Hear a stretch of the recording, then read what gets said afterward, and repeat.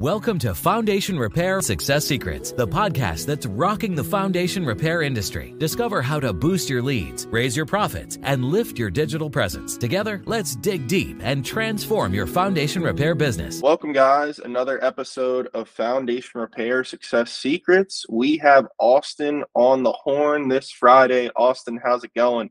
Pretty good. How about yourself? Doing great. How are things? Tell me about the biz. What's the week been like? Week's been great. We've had kind of an early spring over here in the Midwest, as a lot of our, fellow waterproofers know, with a lot of rain and unseasonably warm temperatures right after the polar vortex. So we're getting right back to work. That's awesome. Yeah, it's so funny. I always loved in the industry that it's kind of like, rain for farmers. There's a Luke Bryan song about when it rains, it's good for the farmers, and everyone else is like, oh, this rain. It's kind of interesting for you guys. I remember, certain clients I've worked with, there's like a rain dance where the sales team or, they're not Native American, but boy, did they know how to rain dance. They loved it. And then everyone else is kind of like, oh, it's gloomy. This isn't great. I don't like this. And they're like, bring on the rain. The more rain, the better. Yeah, we like the rain better than the snow. But as we do both the structural and the waterproofing side, whether it rains or there's a lack of rain, there are symptoms that happen to your home, like dry soil becomes weak and your foundation settles. And when you get super wet soil, your foundation will flood. So whether it's raining or not, we're really able to help, and we've been able to round out the business a bit more and be less reliant on those rain dances. Right. Yeah, that makes sense. Definitely makes sense. So what is the mix of the business if you were to kind of estimate between, waterproofing, crawl space, encapsulation, that kind of thing, versus piers and foundation support? Is there sort of a breakdown of percentages of what the business is doing? Well, it depends company to company and also season to season, because you tend to get more of the foundation repair during the drier times and more of the waterproofing, right, obviously during the wetter times. For example, last year we had a 3-month drought that was the worst one we've seen in 12 years. And we still were in a drought after the rains hit that 4th of July weekend. For still another month or two, we were still pretty in that drought. It had been so lacking of rain. So we did triple the structural repairs we did the previous year that year. And but this year we're getting more rain now. So we're starting off with more waterproofing. So it really depends on the weather, on what the symptoms happen and what the problems arise in people's foundations for us to repair. Got it. Okay. Now, this is kind of a fun question, but sometimes like people, they assume a new house is going to be good to go. Yeah. How often are you guys working with homes that are not 20, 30, 40, 50, 100 years old? I mean, it's still something that comes up more regular than a normal consumer would think. Yeah, more than you would think. Not as often. Thankfully, there are a lot of good contractors out there building homes, and there are a lot of new codes in place that require them to install a lot of the systems we would be coming in to install anyway. The biggest things that you tend to see are improper fill and compaction, which lead to sinking slabs, driveways. We've even seen gaps under a garage floor you could crawl under, up to 2.5 feet I've seen. But the floor was pinned into the wall on either side. So the homeowner didn't find out till the floor literally started to drop from the rebar. And they found that there is a 2.5-foot gap under there. And then the other most common thing we see is the contractors who install drain tile with the new homes they build, but aren't aware that the holes on the solid drain tile need to be facing down and not up. And it's a real hot point with some people where they think holes have to be up, otherwise the water's just going to leak down into the ground. Well, the pipe is under your floor, so if the water has the ability to leak down in the ground and leach down, it's not building up and coming in your floor. Really, you want to catch it as it's building up, and if those holes are facing up, it has to encompass and cover that drain tile completely before it even has the ability to catch the water, which will then flood the home. So we've actually been out to a couple of newly built homes recently to redo their drain tile systems for the sole purpose and the sole reason being that the contractor installed the drain tile upside down. Everything else.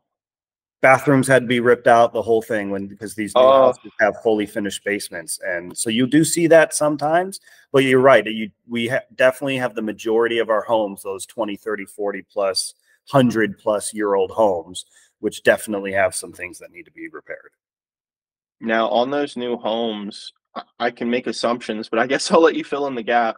Yeah. I assume the contractors were not, taking the heat for that, or the developers. They were saying, hey, we're not touching it. The homeowner has to pay out of pocket to you guys. Or oh yeah, nowadays you only have a 1-year warranty on your home. Long gone are the days of extended warranties on homes at all, unless you buy them, which, I'm not in that game. I don't know much about that. But yeah, that was the homeowner's responsibility. And at that point, if they choose, they can go after the contractor to try to get their money back. But there's no insurance claim for that. Insurance very rarely covers this type of repair. Right. Yeah. I've been out in the field with my clients, and that whole breakdown to people has been brutal. Obviously, when it's an older home, they kind of understand it. But, I've seen some really, really nice, designer built homes kind of thing, high quality GCs and developers and stuff.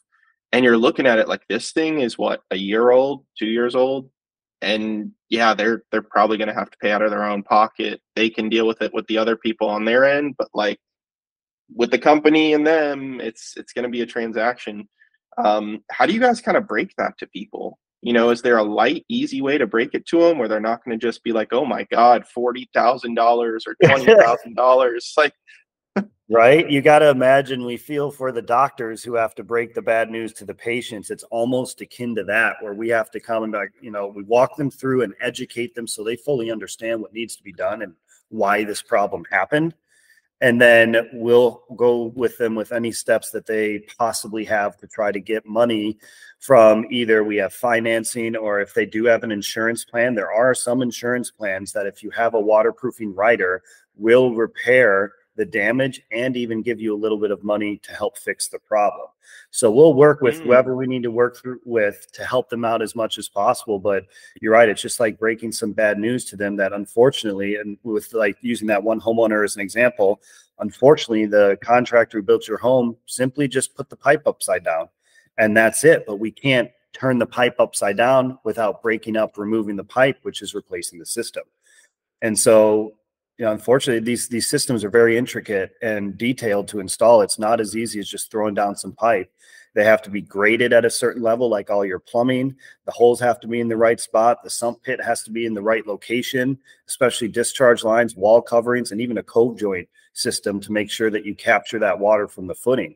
And if any one of those things are off, your basement can still flood even after installing that expensive system. So we really pay attention to those small details when it comes to our walkthroughs and our education with the customer, to help inform them, make them understand, here's what's actually happening in your home and here's how to fix it. Yeah, I know a way that I've heard about it is kind of like you reference a doctor. In certain instances, it's kind of morbid, but it's real. I think people understand it. Unfortunately, children can get cancer and adults can get cancer. Yeah. They're all healthy and perfect and everything's fine, and then boom, it just happens. Again, it doesn't mean that a child can't get it. It's horrible for anyone to get it, but like, everyone is susceptible. The new house, the older house, what have you, it could have been there for 50 years and everything's great, no problem. And then boom. And luckily, a good company like you guys can come in and say, hey, I hate to be the bearer of bad news, but at least, we found out the problem. There is a solution. There's chemotherapy, that kind of thing.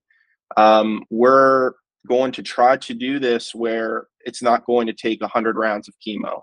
Like, we're experienced. We may not be the cheapest. We may not be the most expensive, what have you, but we are the most valuable in the market. And we're going to make sure that, we're not the doctor saying, hey, just 2 rounds of chemo, that's that. And then you got to come back 2 years later and say, hey, it's, I have it again. You might say it's 8 rounds, but that 8 rounds is actually going to take care of it for the long haul. Kind of an interesting way that I've processed it, where a house is just susceptible regardless of its age. Absolutely. And beyond that too, when we give them the recommendations to fix, we'll go above and beyond and show them, hey, here's why this happened in the first place. There was one client we remember where they thought their underground downspout extension was clogged, so they just disconnected it. And because they disconnected it and they had a very large amount of roof water going to that gutter, that water undermined the footing and their crawl space sank. And we had to come fix it with push piers. And then we also recommended re-extending and burying the downspout extension, kind of like a lifestyle change when you're going through cancer, so that you eat better food, work out better, try to promote a healthier lifestyle to help prevent it from happening again. We will educate and recommend different things they can do to help promote a healthy home so they don't have to call us again in the future. Our whole goal is like a good doctor, you see them and then you don't see them again when the issue is solved. Sometimes, but just like you said, you could be living in a home for 20, 30 years that never had a problem, and one rain, you've got a flood. And it never happened before, but eventually, just like everything, time degrades all. It wears away concrete, it wears away rebar, it wears away our bones and our bodies. And eventually symptoms are going to start happening. And the sooner you get ahead of those symptoms, the cheaper and the more effective the solution will be. So if you let something go further and further, for instance, the seeking crawl space, as it sinks, it pulls down other parts of the house too. And now you have to extend and add more piers in order to repair it. So we're very, very big on preventative maintenance and tackling the whole issue as early as possible to keep it as cheap and efficient as possible for that homeowner. Right. Yeah, it's like the stages of the cancer of sorts. Like if you don't go to the doctor often, they're not going to be able to detect it. So if they don't pick up their phone or shoot you guys an email and say, hey, I'm not sure, like it's okay to say, I'm not sure. I want an opinion, a professional opinion. Do that rather than just continually, like my dad type of guy. He'd be like, it's a thing, whatever. We'll keep an eye on it. Let's wait. And it's like, oh, now it gets worse and worse and worse. And then you guys come out and it's like, all right, well, we could have done this like a few months ago, a few quarters ago, what have you, and it would have cost, a fraction of now you have a full blown problem. Yeah. And good luck selling your home. Some people, they think, oh, I'll just weasel out of this. It's like, okay, now you're not disclosing that, and that's a legal issue. Yep. So like you're gonna face the problem one way or another, unless you're just very sleazy. I've heard of investors sometimes trying to get around that.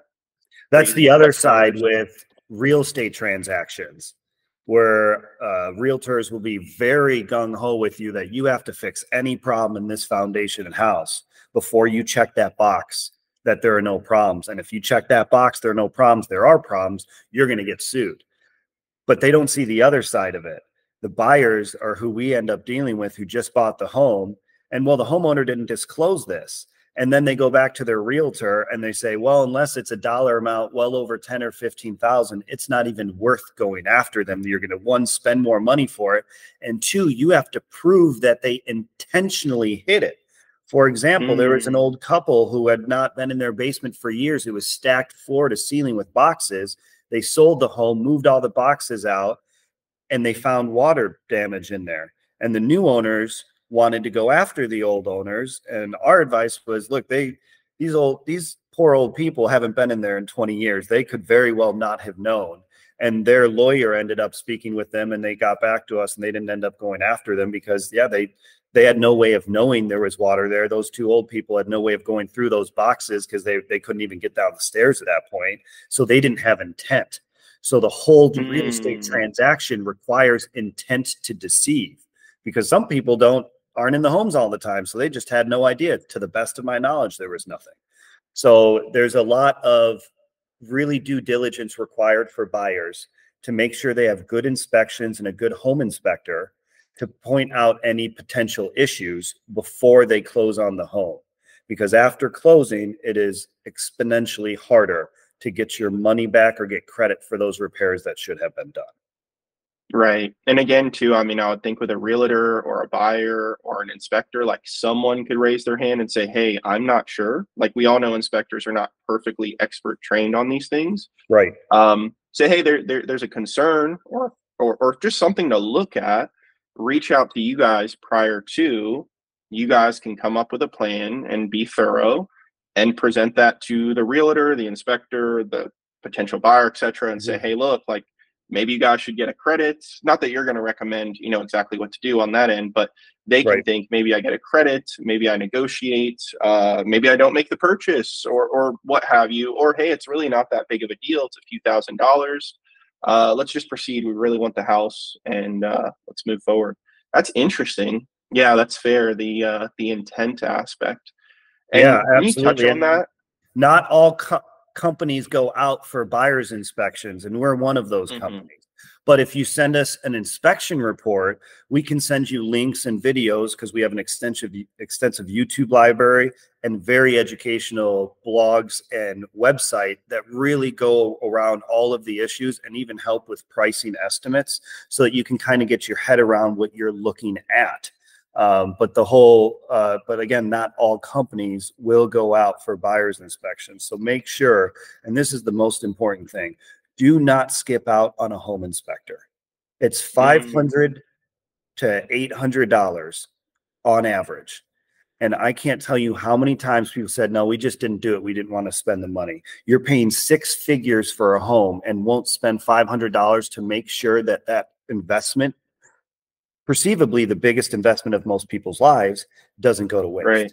And so we highly, highly recommend a strong, competent, reputable home inspector that can point out any issues, so that you can get the right people out and get your head around the problems before you buy it. It's a large investment. It's worth the due diligence. Yeah, I'd be curious what percentage of people don't do inspections. To me, unless you're a gunslinger investor or something like that, to me, a consumer, like, come on. Yeah. Join the club. We should get t-shirts. Yeah. Interesting. So you touched on financing. I would love to know maybe some of the metrics behind that. How important is offering financing, and maybe what percentage of your clients will opt for it? And we all know financing could mean they have money and they're wise about money. Right. Maybe money is tight and they kind of need it almost. But what would you say financing, in your company has done for your numbers, and how often percentage wise maybe is it used on deals? We're a bit of an anomaly in that sector. We've been a part of peer groups, and I've known many other companies in other areas that are non-competing. So we've been pretty open about sharing stuff. And we do very few financing deals. We do offer financing, and we've got a couple different routes that they can go for that financing. But most of our customers elect to pay it themselves or use their credit card points to get the points back on their credit card, because credit card limits are a bit higher nowadays. So instead of getting the financing, they elect, hey, let's put it on the American Express or whatever and get the points so that we can go get a flight as well later on with this. I do know that a lot of other companies tend to push the financing pretty hard, but for us, we're a very low pressure company. We don't even leave estimates on site when we're there. We're not the Glenn Ross guys to hold the pen out, call our sales manager before we leave, or try to really pressure you and your spouse to sign a contract without being able to think about it away from us. We like to give them the respect that we would want if someone comes to our home, to give us the information, educate us, and allow us to make an informed decision. We actually have a whole YouTube series called Sales Self-Defense, where they're funny and we like to joke around in a bit, but every situation that you'll see in our sales self-defense videos are actual situations that our customers have dealt with and reported to us multiple times before we make a video. And so there's a lot of really tricky things you'll see in there with sales reps trying to force financing on people, or offering massive discounts because of, oops, a mistake, I can give you this discount, but only if you sign right now, or different kinds of tactics that we tend to think aren't the best practices that can be out there.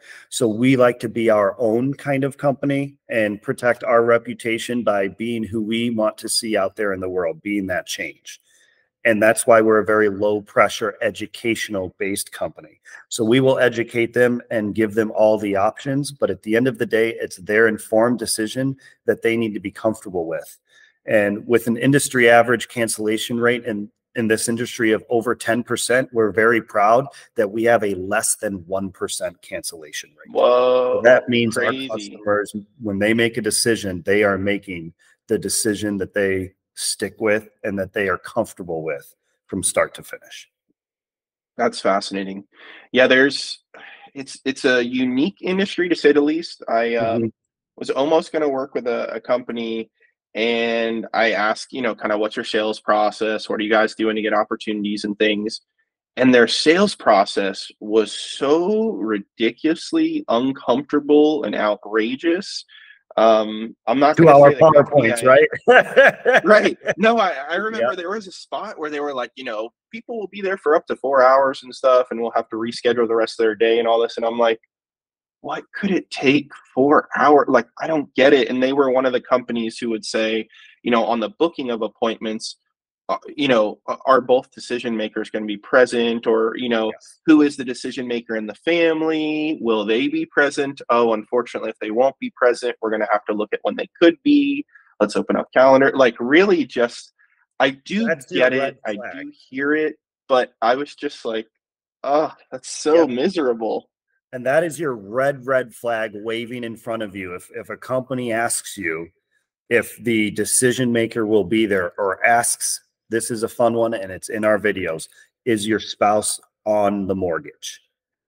Oh, I've And never heard that one. yep, Interesting. there's a specific video. I have heard that one personally multiple times from clients who sign with us and say, thank you for not asking if I'm on the mortgage. And we're just like, what? But that's what we're talking about versus the high pressure systems that are from back in the day, where they want to sit you down, go through the presentation. Why choose us? Here are all the benefits. You ready to act? You can give a deposit right now. Why don't you want to buy? Let me call my manager before I leave. Oh, I think I need to do another hour of inspection. And it's a wearing down to get them to say yes. And we're just there to help. We're just there to inform. And if we're not the right people for you, no hard feelings at all. In fact, we have a whole referral list when we get there and we find that, oh, your water's not coming from a foundation issue. It's coming from a tuck pointing issue, or a flashing or roofing issue, or a plumbing issue.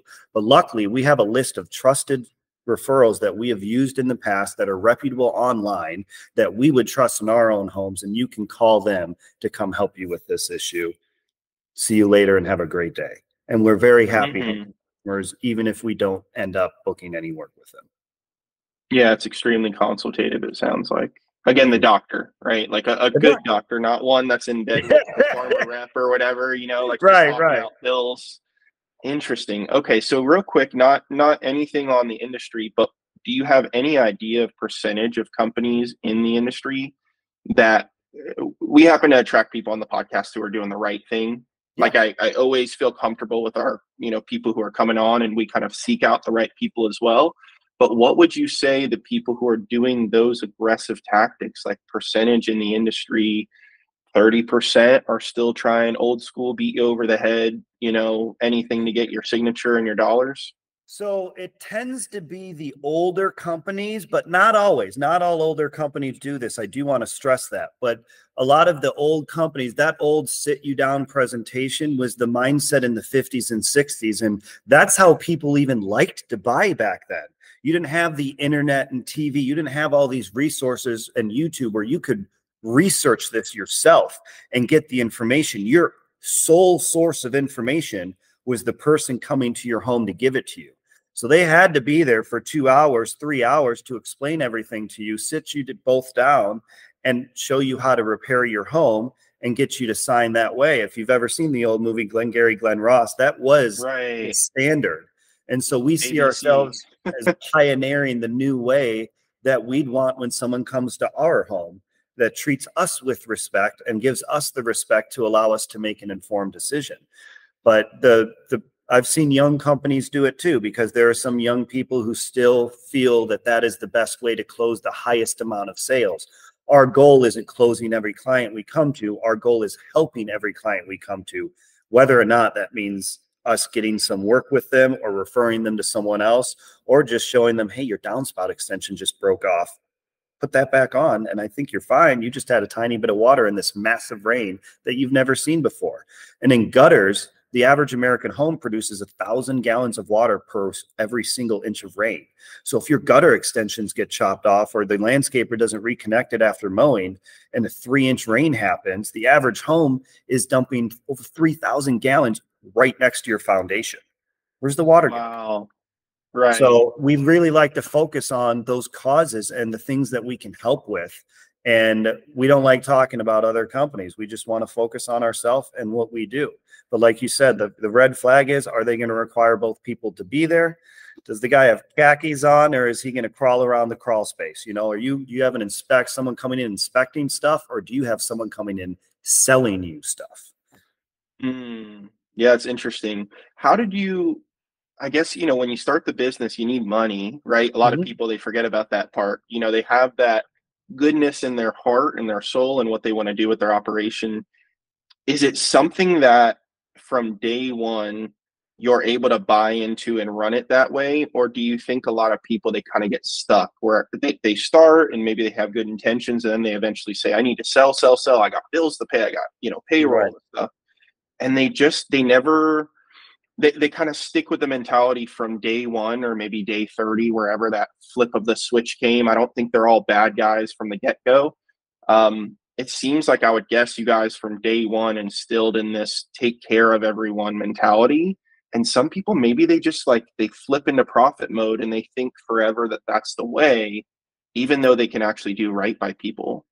Right. And, you know, there's always a good way and a kind of crappy way to run a business, right? And unfortunately, you can run a business immorally and against the best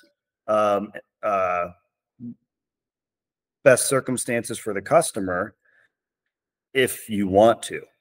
But nowadays it's a little bit harder. Back in the day, you know, again, 20 years ago, even Yelp, Angie's List, Google, the internet, it wasn't really a thing enough to be built up in this industry. When we first started, we were one of the first people to take Yelp seriously in this area and take our reputation seriously. Back in the day, you open a phone book, you put an ad in the phone book, people are going to call.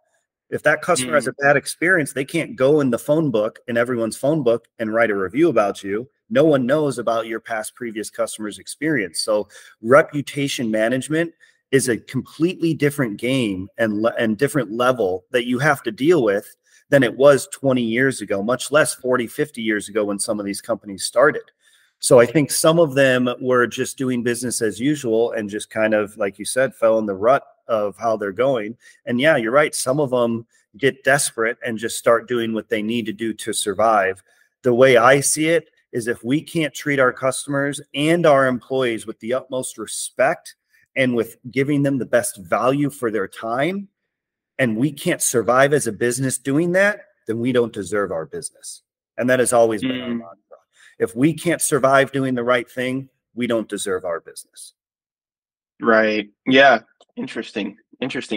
So last few questions is really, you know, how do you instill this culture in your team? You know, how do you incentivize where it may not just be money, because then people are kind of gunslingers, you know, let me sign this one up, let me get this one, let me cut a corner. How do you instill that in your team? Because I could tell it's very deep in you. Consistency, right? So the culture in our company is our greatest asset. We love our culture. We're really like a close-knit family, to the point where we cook breakfast and lunch for each other every day. We built a new kitchen in our office and we love it. I made breakfast sandwiches for everyone today. Yesterday, our office manager made spaghetti with meat sauce for everybody for lunch, and I had breakfast earlier for that. We're always doing something to help promote this positive, respectful atmosphere for the culture, which really lays the groundwork for it.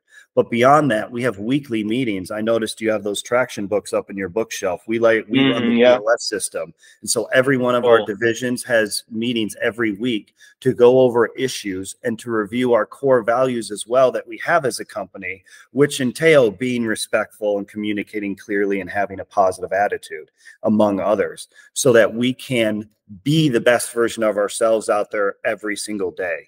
And if we ever have an issue, we address it right away to make sure we bring it back in and we stay who we are. because that's the most important thing to us, is being the company that we envision and being the right company, not only the customers, but for the employees as well. We have amazing benefits. We treat the employees like they are our family.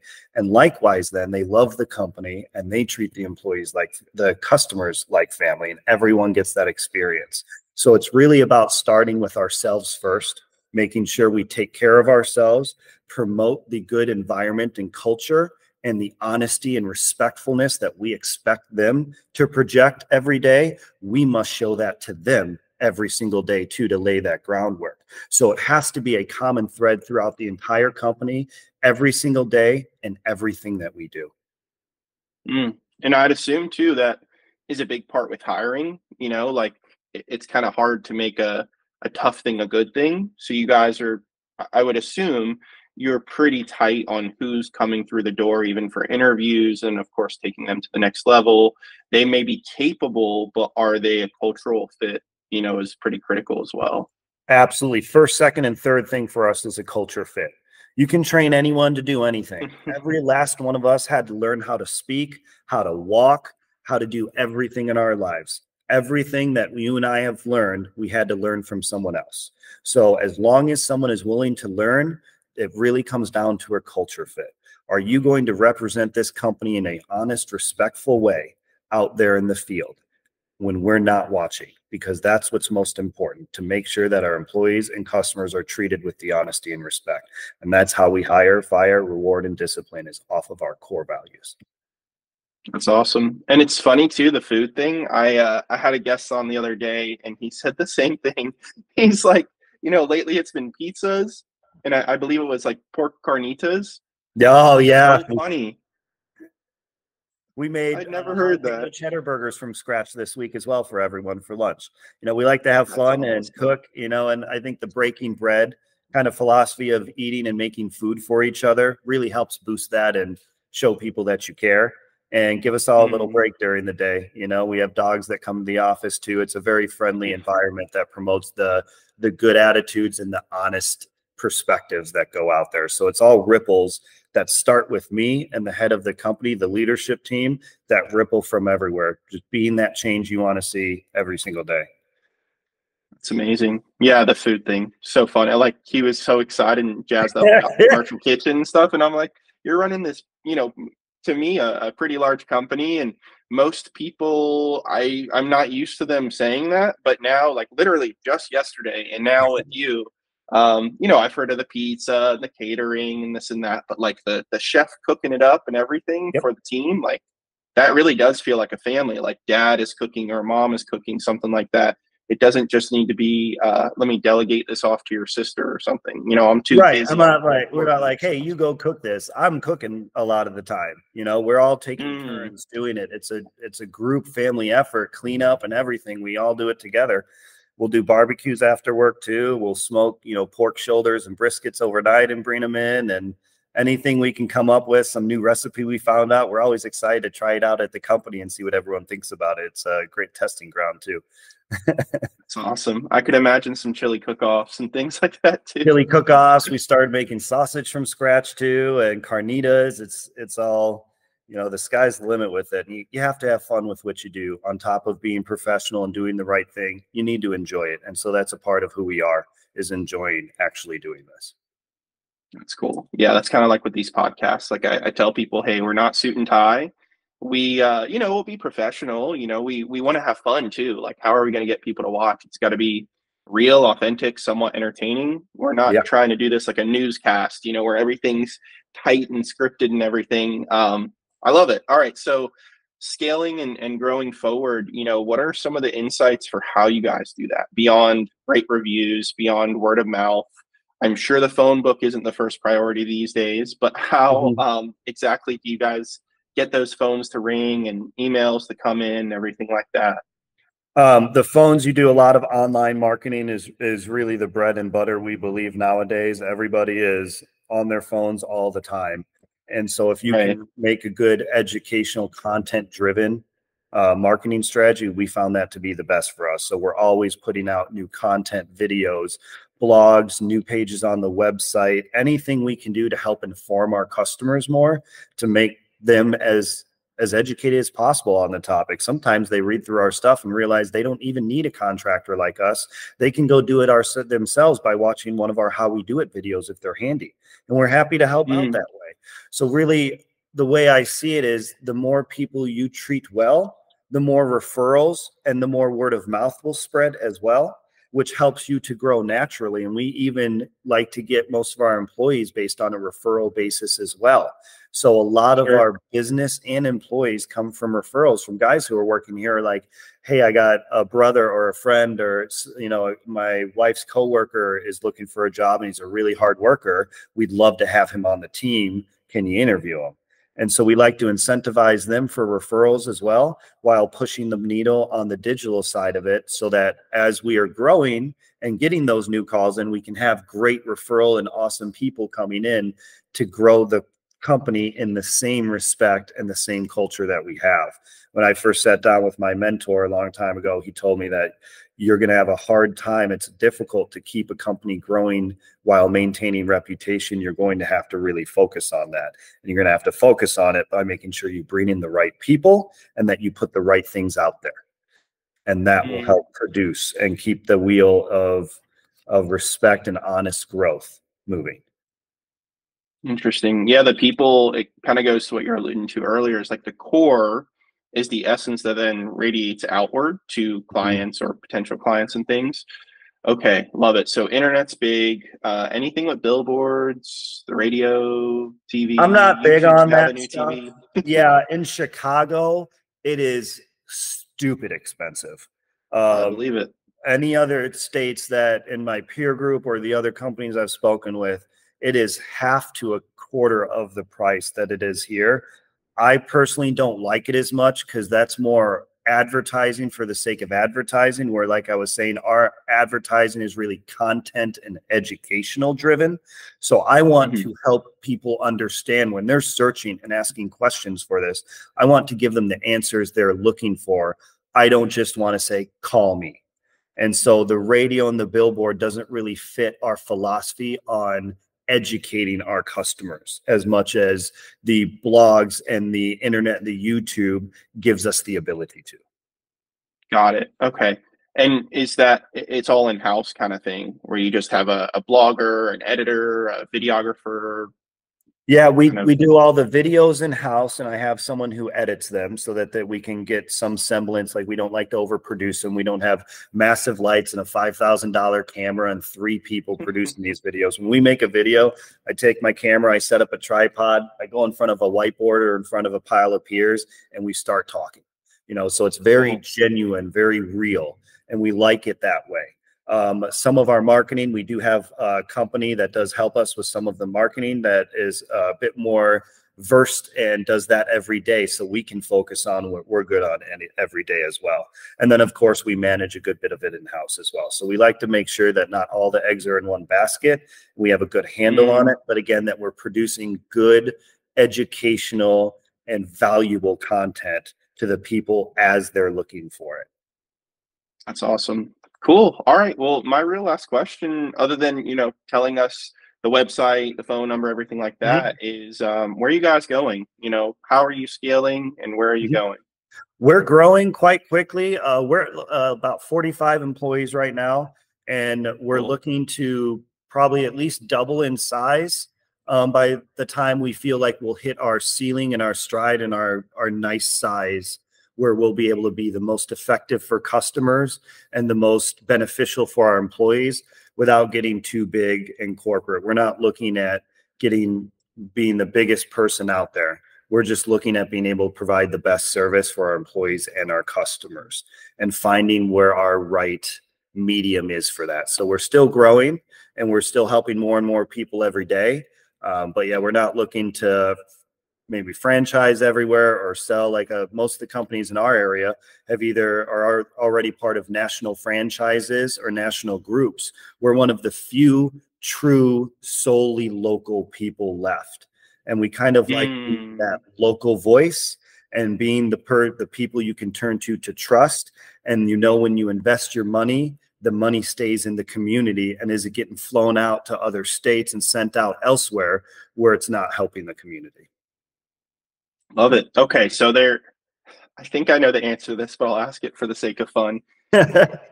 Could there be a magical number? It doesn't have to be some conglomerate or franchise or anything. I don't even need the number, but Yeah. would you ever sell if someone just had a big fat check, threw it on the table, or that's? I feel like it's your family, so I don't know. Right. That's the thing. I've had that discussion with my mentor and a couple other people in the industry multiple times. Honestly, I don't know what I'd do with myself outside of this Yeah. company. I've been building it for 15 years now. I love it. I love coming here every day. I've had a few people come knocking on my door very recently wanting to buy us, and it never even got as far as an offer because we're just not interested. We love what we do. And so it's not to us about the money. You're going to spend a third of your life at work. You may as well enjoy it. So why would I risk selling this and then having to go do something else and risking that not being as great as this is? And we actually have a great opportunity to impact a lot of people's lives, our employees and our customers. And we love doing it. I'm only 37, like the Monty Python say goes, I'm 37. I'm not old.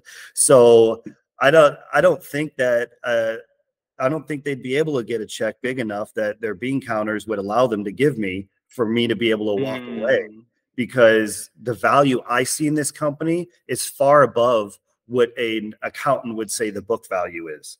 You know, this truly is a family to me. And you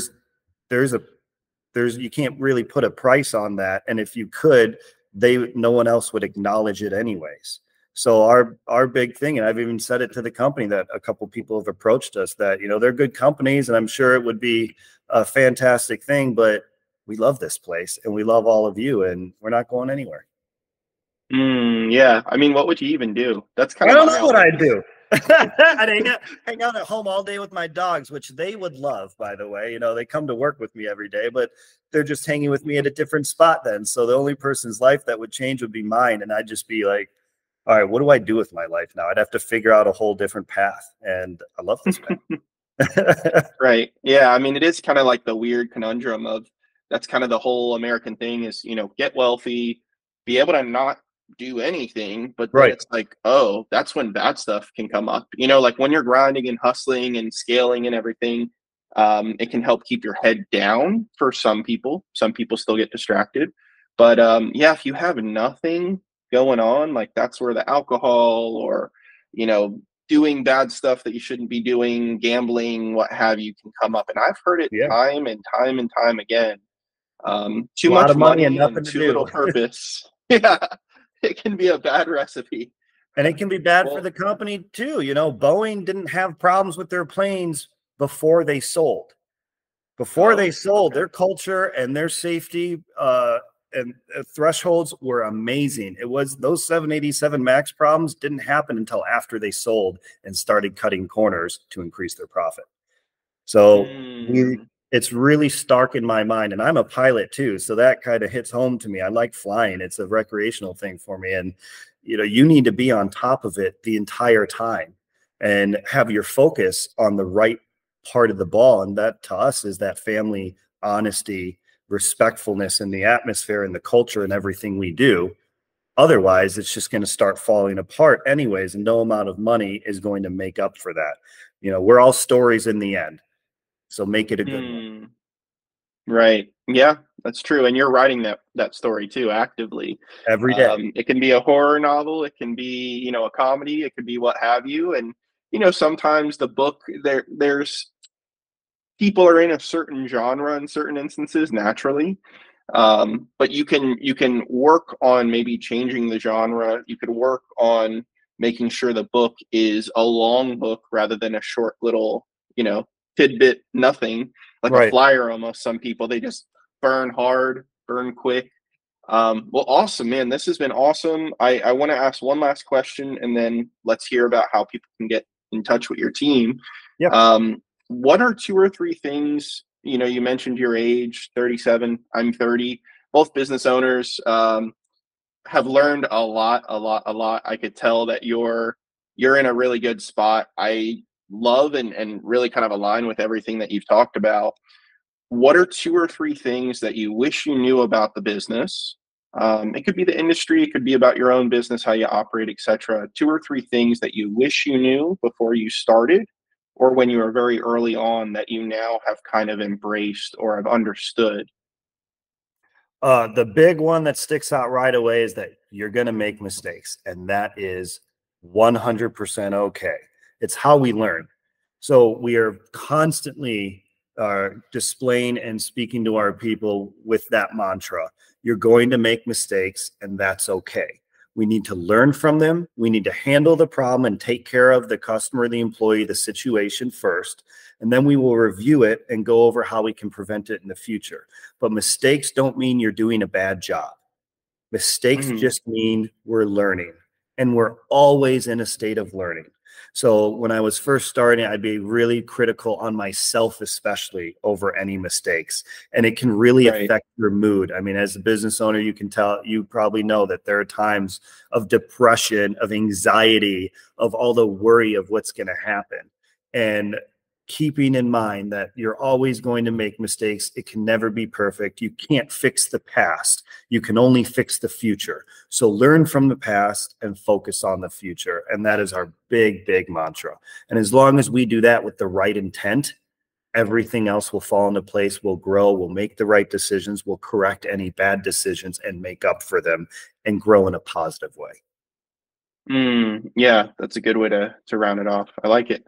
I like it. I like it. Definitely the mistakes and things, like this whole perfection mindset. I don't know why that was kind of instilled in us or beaten into us, but it's like, what is perfect? Like, there's nothing. And of course, like, let's aim for embetterment. Let's aim for closer to perfect.